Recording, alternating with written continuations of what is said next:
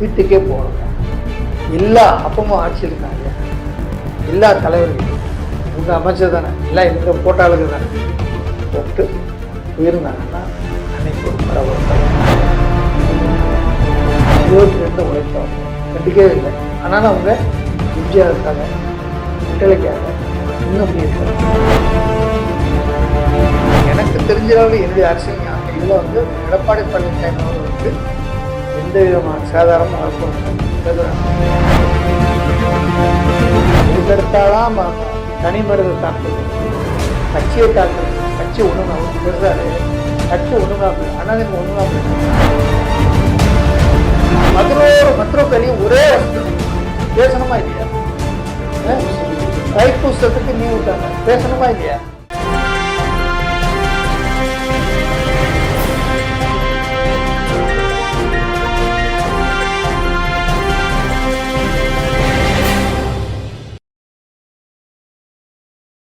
CCN media நேயர்களுக்கு இனிய வணக்கம்.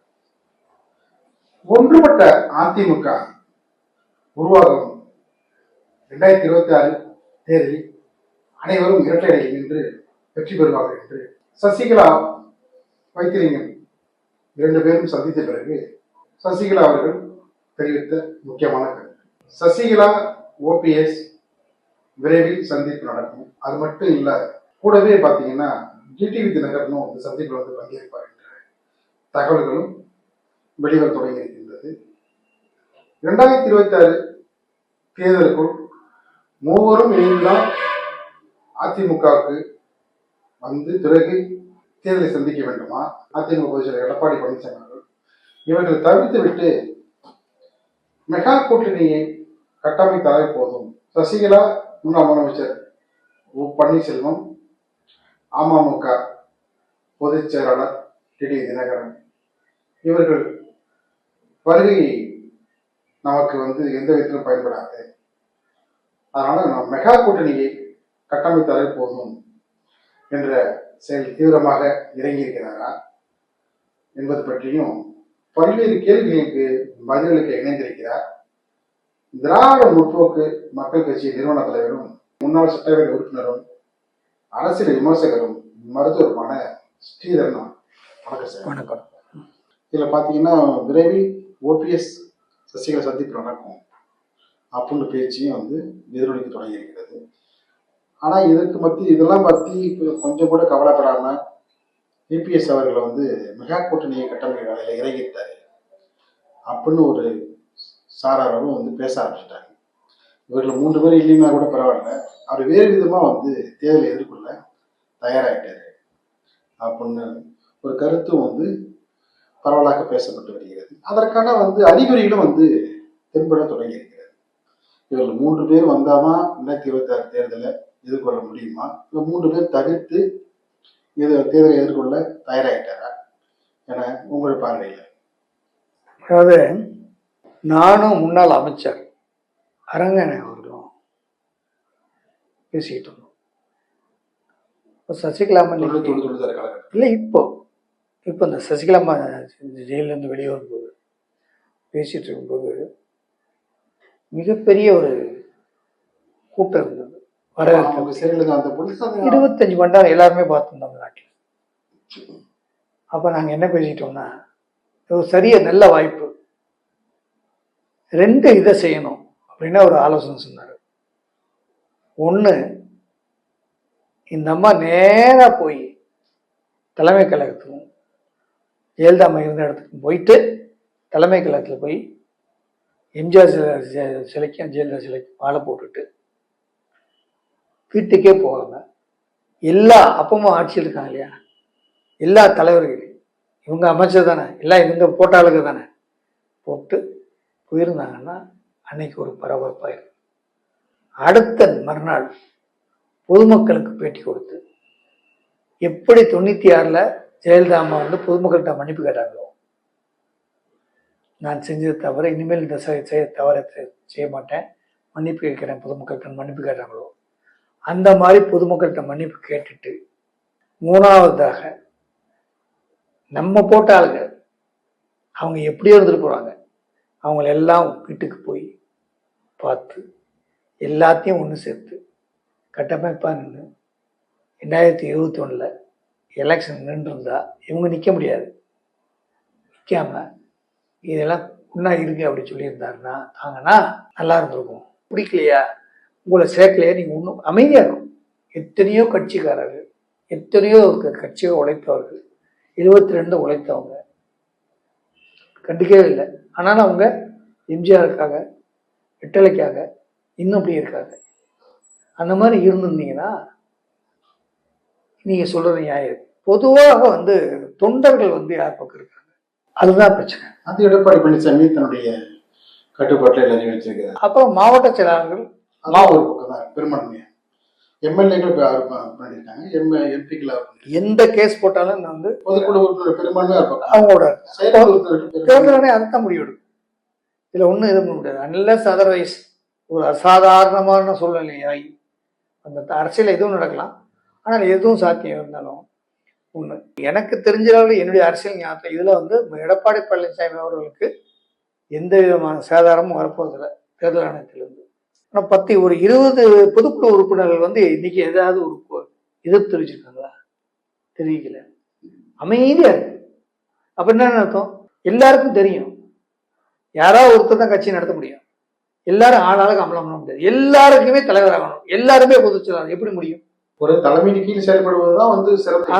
ஒரு தலைமையின் கீழ் செலவு பண்ணி ஒரு 5 வருஷம் டைம் கொடுத்து அந்த தலைமை நல்லா இருக்கான்னு பார்த்தா அடுத்த பொதுக்குழுல பேசு, அதுதான் அழகு. அதனால என்ன பொறுத்தளவுல தொண்டர்கள் எல்லாம் ரெட்டலை எங்க இருக்கோ அங்கன கட்சி, இதுதான் சிம்பிள், அதுதான் உண்மை. ஓட்ட கொஞ்சம் பிரிக்கலாம், ஆனா எதுவா இருந்தாலும் ஜெயலலிதா போன பிறகும் எம்ஜிஆர் பிறகும் கரிஸ்மாட்டிக் லீடர் யாரும் இல்லை. அதனால தனியா நின்று டிஎம்கேயும் ஜெயிக்க முடியாது, ஏடிஎம்கேயும் ஜெயிக்க முடியாது, எந்த கட்சியும் ஜெயிக்க முடியாது, ஒரு கூட்டணி தான் ஜெயிக்க முடியும். அதனால எடப்பாடி பழனிசாமி நினைக்கிறாரு பொதுச் செயலாளர் எப்படி நமக்கு கூட்டணி வேணும், ஒரு நல்ல கூட்டணி அமைப்போம். நீங்க கரிஸ்மாட்டிக் லீடர் சொல்றீங்க, ஆனா பாத்தீங்கன்னா ஜெயலலிதா 60 சீட்டுக்குள்ளதான் எதிர்க்கை தலைவராக 75 சீட்டு கொண்டு சேர்த்து அதை வின் பண்ணி கொடுத்தாரு எடப்பாடி பழனிசாமி. அப்படி பார்க்குறப்ப பார்த்தீங்கன்னா ஒரு அதிமுக வரலாற்றில் எதிர்கட்சி தலைவராக இருந்தவர் இந்த அளவுக்கு சீட்டை கொண்டு வர்றது சாதாரண விஷயம். அது 10 வருஷம் ஆன்டி இன்கம்பன்சி ஒரு சில பகுதிகளில் இருந்ததை தவிர அதை கடைசி நேரத்தை சரிப்படுத்தார். யாருக்குமே இல்லாத அளவுக்கு வரவேற்கும் விதமா மாத்திட்டார். 10.5 இருக்கலாம். அதனால இப்ப எல்லா மக்கள் நினைக்கிறாங்கன்னா எடப்பாடி பழனிசாமி பரவாயில்லையே, அவரே இருந்திருக்கலாம் போலுக்கு, அப்படிதான் கிராமத்துல பேசிக்கிறாங்க. நீங்க போகிறவெல்லாம் நாங்க போகிற பத்திலாம் அப்படித்தான் பேசுறாங்க. என்னத்தையுமே இருந்தா பரவாயில்ல, இருந்திருக்கலாம் கொடுத்தது. இவங்க எவ்வளவு வாக்குறுதிலாம் கொடுத்தாங்க, என்னென்ன சொன்னாங்க, மக்கள் எல்லாம் சொல்றாங்களே, இந்த என்ன வாக்குறுதி நிறைவேற்றிருக்காங்க, எவ்வளவு சார். நீங்க ரோடு நீங்க பாத்தீங்களா, ரோடு பாருங்க, தண்ணி பாருங்க, வரி பாருங்க, எங்க பார்த்தாலும் வேலை வாய்ப்பு, எந்த டிபார்ட்மெண்ட்லயும் ஆட்கள் இல்லை, மருத்துவமனை சரியில்லை. நீங்க சொல்றத வச்சு சார் இன்னொரு விஷயமான கேள்வி உங்கள்கிட்ட தான் கேட்கணும். அதாவது எடப்பாடி பழனிசாமி அவர்கள் இருந்தாலே பரவாயில்ல அப்படின்னு மக்கள் சொல்றாங்க அப்படின்னு சொல்றீங்க. பல இடங்கள் போனவர் இப்ப இவர்கள் 3 பேரும் எடப்பாடி பழனிசாமியை எதிர்க்கிறார்கள். ஆனா எடப்பாடி பழனிசாமி செய்த சாதனைகளை மக்கள் ஏற்றுக்கிட்டாங்கல்ல, அதை இவர்களால என்ன செய்ய முடியும்? ஒண்ணுமே செய்ய முடியாது. இப்போ அதுதான் நான் கேட்கிறேன்னா, நீங்க எடப்பாடி பழனிசாமி திட்டத்தினாலயோ குறைச்சு பேசுறீங்க, யாருக்கு மைனஸ்? கட்சியை தானே நீங்க பலவீனப்படுத்துறீங்க. அது நீங்க செய்யலாமா? நீங்க கட்சியை பலவீனப்படுத்திக்கிட்டு திமுக செய்யற ஊழல்லாம் நீங்க சொல்லணும், எடுத்து சொல்லணும், அதுக்கெல்லாம் நீங்க போராடணும். ஆளுங்கட்சி என்ன தவறு செய்து அதை சுட்டி காட்டுறதானே எதிர்கட்சியுடைய வேலை. அதைத்தான் நீங்க செய்யணும். ஆனா நீங்க ஆட்சியில இருக்கும்போது திமுக எதிர்கட்சியா இருக்கும்போது எப்படி முன்னெடுத்து செஞ்சாங்க, அதே மாதிரி வேலையை தான் நீங்க செய்யணும். ஆனா நீங்க என்ன சொல்றீங்க, சீஃப் மினிஸ்டரா இருக்கும் போதும் குறை சொல்றீங்க, இப்ப எதிர்கட்சியா இருக்கும் போதும் அவரை குறை சொல்றீங்களா இல்லையா? அதிமுக தானே நீங்க சிறுமப்படுத்துறீங்க. அது ஒரு அதிமுக செய்யலாமா? அதிமுக இப்ப நாங்களாம் நான்லாம் வேற ஒரு அமைப்பு வச்சிருக்கேன், இருந்தாலும் என்னுடைய தாய்க்காக என்னது அதிமுக. அதுதானே நல்லா இருக்கும்னு நான் நினைப்பேன். நான் கட்சி ஆரம்பிப்ப கூட அதுக்கு அதிமுகவுக்கு ஒரு உறுதியான ஒரு கட்சி தானே ஆரம்பிச்சேன். அப்ப அது என்ன, ஒவ்வொரு அதிமுக நம்ம நினைக்கணும் இல்லையா? நம்ம அதனாலதான் முன்னுக்கு வந்தோம், நம்ம பெரியாரானோம், நமக்கு ஒரு அடையாளம் அந்த கட்சி தானே, அந்த ரெட்டலை தானே. அப்ப இந்த ரெட்டலைக்கு நம்ம உதவி செய்ய, நீ வந்து உங்களுக்குள்ள கருத்து வேறுபாடு இருக்கும், அதை பொது வழியில பேசுங்க, இல்ல 4 பேரை வச்சு பேசுங்க, அது 2 3 ஒரு 4 சவத்துக்குள்ள வச்சு பேசுங்க. முடியலையா விட்டுருங்க, குடும்பத்துக்குள்ளே கருத்து வேறுபாடு, முடியலையா விட்டுருங்க. சரி போப்பா, சரி இருப்பா, நம்ம இருப்போம். உங்களை தேடி ஆள் வரட்டும், உங்களை தேடி ஆள் வரும்போது அதை நடத்த செய்யுங்க. அதுக்காக நீ வந்து அடுத்தவங்க குறை சொல்லக்கூடாது. நடவடிக்கை நீ என்ன செய்றீங்க, அவர் செஞ்ச சாதனை 7.5 எந்த யாராவது ஒருத்தர் பேசுறாங்களா? பேசணுமா இல்லையா? 11 மத்ருக்களையும் ஒரே வருஷத்துல கொண்டு வந்தாங்க, பேசணுமா இல்லையா? தைப்பூசத்துக்கு லீவ் விட்டாங்க, பேசணுமா இல்லையா? இன்னும் பாத்தீங்கன்னா தைப்பூசத்து அன்னைக்கு வந்து நிறைய பக்தர்கள்லாம் ஞாயிற்றுக்கிழமை வந்து அழகு போட்டு நிறைய பேர் சொன்னாங்க. அதெல்லாம் உணர்ந்துதான் நான் பண்ணாருன்னா, தைப்பூச திருநாளை விடுமுறையை அறிவிச்சு நிறைய வந்து தைப்பூசம் அன்னைக்கு பாத்தீங்கன்னா முருகன் இருக்கிற இடங்கள்ல குன்றுகள் இருக்கும் இடத்துல எல்லாம் பாத்தீங்கன்னா மக்கள் அதிக அளவு கூடுறதுக்கு அவர் வழிபடுறாரு. அன்றைய நாள விடுமுறையை அறிவிச்சார். இப்படி எல்லாம் செய்யும்போது இதெல்லாம் நம்முடைய எடப்பாடி பழனிசாமி செய்யவில்லை, அதிமுக செய்தது என்று நினைக்க வேணும். அதிமுக கட்சியுடைய ஒரு சார்பு நிலையில் உள்ளவங்க நம்ம செய்யணும். அப்படின்னா தான் நடந்தது. அப்படி செஞ்சுட்டு நீங்க குறை சொன்னீங்கன்னா, நாங்க எத்தனையோ கட்சிக்காக செய்யறோம் அப்படின்னு சொல்லிட்டு நீங்க சொன்னீங்கன்னா பரவாயில்ல. நீங்க எதுக்கு எடுத்தாலும் தனி மனித தாக்குதல், கட்சியை தாக்குறது, கட்சி ஒண்ணுங்களா ஒருத்தர் பேசுறாரு, கட்சி ஒண்ணுங்களா போயிடும், அதிமுக ஒண்ணுங்களா போயிருமா? இருக்கிற இடம் இல்லாம திருப்பி பேசுறாரு. அதே மாதிரி பத்திரிகையாளரும் பேசுறாங்க. என்னத்தை நம்பி பேசுறாங்க? என்னைக்கு ஒரு அரசியல் கட்சி எவ்வளவு 30-50 வருஷமா இருக்கிற கட்சி அது எப்படி ஒண்ணுங்களா போயிடும்? 2016 தேர்தலில் ஜெயலலிதா வந்து தனித்திருந்தாங்க, கூட்டணிங்கிற பேர்ல ஒரு சில கட்சிகளை வச்சுட்டாங்க, தவிர அவங்க வந்தாங்க, இவங்க யாரையும் கூப்பிடல. தனித்திருந்து பாத்தீங்கன்னா பெரிய ஒரு சாதனை படைத்தாங்க. தனித்திருந்து வெற்றி பெற்று தான் வந்து 2016 அதுதான் அதிமுக. அதாவது சார், மக்களுக்கு 30 வருஷம் 32 வருஷமா கிராமங்கள்ல செஞ்சிருக்கோம், அந்த அதிமுக செஞ்சிருக்கு. நீங்க போய் எப்படி கேட்கணும், என்ன உங்களுக்கு செய்யல, நாங்க என்ன செய்யணும் சொல்லுங்க, இதுதான் கேட்கணும். திமுக அப்படி கேட்க முடியுமா? ஒரு பூத்தா 2 பூத்தா ஒரு 200 பூத்து ஒரு தொகுதிக்குனா இன்னைக்கு 400 பூத்துக்க முடியுது. அப்படி இருக்கும்போது ஒவ்வொருத்தருக்கும் ஒவ்வொரு ஓட்டு கொண்டு தான் கூட என்னாச்சு சார், கிளைக்கழகம் இல்லாத இடமே இல்லை. அதிமுக கொடி பறக்காத ஒரு குக்கிராமமே கிடையாது. எல்லா இடங்கள்லயும் வந்து அமைப்பு இருக்கு. ஆனா அழிஞ்சு போச்சு. அது தலைவர் எம்ஜிஆர்ல ஜெயலலிதா இல்லாத அழிஞ்சு போச்சா? அப்ப யாராவது கட்டி கேட்கறாங்கல்ல, அதுதான் சொல்றான். எங்க ரெட்டலை இருக்கோ, யாருக்கிட்ட ரெட்டலை இருக்கோ, யாரு ரெட்டலை வச்சிருக்காங்களோ அவங்க தான் தலைவர், அதுதான் எனக்கு தலைவர். எங்க ரெட்டலை இருக்கோ அதுதான் என் கட்சி, எங்க ரெட்டலை இருக்கோ அதுதான் என்னுடைய சின்னம். இவர்கள் 3 பேரும் எடப்பாடி பழனிசாமி அவர்களை எதிர்க்கிற போலையோ அதிமுக எதிர்ப்பது போலையோ திமுக எதிர்த்து வந்து இது வரைக்கும் வந்து பெரியவர்கள் பேச தெரியல. அந்த ஒரு காரணத்துக்கு என்ன சார்? 1-2 பேசுறாங்க சும்மா, அதாவது சோத்துக்கு லைட்டா உப்பு பாக்குற மாதிரி போடுறாங்க. இவரை எதிர்த்து பேசுற மாதிரி இதுல எத்தனை டிபேட் டிவிகள்ல பொதுச் செயலாளரை வந்து விமர்சனம் பண்ணி பேசுற மாதிரி யாருக்குமே எந்த எதிர்கட்சிக்கு தெரிஞ்சு எந்த அரசியல் கட்சி தலைவருக்கும் சந்திச்சிருக்க மாட்டாங்க நான் நினைக்கிறேன். அதாவது பாத்தீங்கன்னா ஊடகத்துக்கு வந்து குறைத்து மதிப்பிட்டு அதை வந்து மற்றவங்களை வந்து பிளஸ் ஆக்கணும்னு அந்த விருப்பம் கிடையாது.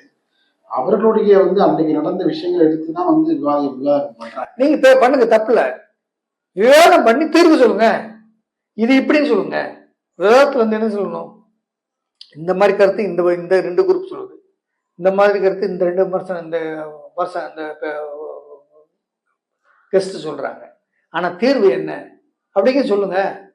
வர்றவங்கலாம் பேசுறவங்கலாம் ஒரு டார்கெட்டோட வந்து அதிமுக காணாம போயிடும்.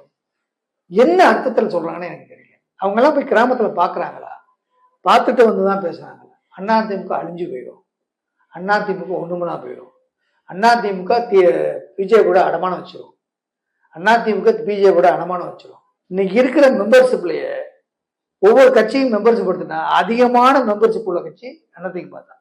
நீங்க மற்றவங்களுக்கு தான் மெம்பர் தேடணும் போய், இது யதார்த்தம். இதை தெரிஞ்சுட்டு சொல்லணும். ஆனா அதிமுக சலசலப்பு இருக்கும். ஏன்னா பெரிய கட்சி எல்லாருக்கும் இனி எனக்கு பொறுப்பு கொடுக்கல, உனக்கு பொறுப்பு, நீ கண்டுக்கல, உனக்கு கண்டுக்கல, இது இருக்கத்தான். எம்ஜிஆர் காலத்துல இருந்து அதுதான் ஒரு அழகான ஜனநாயகத்துக்கு. அதுதான் ஜனநாயகத்துக்கு அழகு. ஆனா என்ன சண்டை போட்டாலும் தேர்தலில் ரெட்டலை வரும்போது அந்த தொண்டன் பூரா சுணங்காமல் முகம் சுளிக்காமல் ரெட்டலைக்கு போய் ஓட்டு போட்டுவான். நான் யார், என் கட்சிக்கு ஓட்டு போட்டேன், என் சின்னத்துக்கு ஓட்டு போட்டேன் அப்படின்னு பெருமையோட சொல்றது தான் இன்னை வரைக்கும் அரசியல் கட்சி. அதிமுக 10 இல்லாதவர்கள் தான் தங்களுடைய சுயநலத்துக்காக தன்னுடைய வளத்தை பெருக்கிக் கொள்வதற்காக வேற கட்சிக்கு போகிறது பண்றது. ஆனா வேற கட்சிக்கு போனாலும் யாரும் அதிமுக மோசன் என்று யாரும் பேச முடியாது. டிஎம்கே 8-10 மினிஸ்டர் இருக்காங்க, அவங்க அதிமுக மோசனா பேசுறாங்க இல்லையா? அப்படின்னு பேச மாட்டாங்க. திமுக இருக்கிற அமைச்சர்கள் பாதி பேர் வந்து அதிமுக முன்னாள் அமைச்சர், நிர்வாகிகள் எல்லாம் பாத்தீங்கன்னா. ஆமா, பார்லமெண்ட் உறுப்பினர்கள் பாத்தீங்கன்னா முன்னாள் நிர்வாகிகள், அதிமுக முன்னாள் நிர்வாகிகள். அதுலதான் அவரு முதலமைச்சர் ஸ்டாலின் அவர்கள் ரொம்ப புத்திசாலித்தனமா பண்ணார். 10 முக்கியமான தலைவர்களை அங்க கூட்டின பிறகு, அங்க கூட்டிட்டு போன பிறகுதான் திமுக வந்து ஒரு ஸ்ட்ரென்தன் ஆச்சு, அந்த கட்டமைப்பை ஸ்ட்ராங் பண்ணார். இப்ப என்ன சொல்றாங்க, நடக்கிறதுல வந்து பாதி பேர் போனாங்கதான் வந்து ஸ்ட்ராங் ஆச்சுன்னு சொல்லுவாங்க. இல்ல அதனாலதான் வந்து அவங்களுக்கு அந்த எலெக்ஷன் ஒர்க்ல அவங்களுக்கு வந்து அவர்களுடைய சுமை குறைஞ்சது, இந்த தேர்தல் வேலையில அவர்களுடைய சுமை குறையுது. ஆகையினால இப்ப நம்ம என்ன பண்ணணும்னா, இப்போ பொதுமக்கள் மனதில் என்ன ஓட்டு அதை பார்க்கணும். அந்த ஓட்டுக்கு தகுந்த மாதிரி நம்ம வந்து கட்டமைப்பை உண்டாக்கணும்.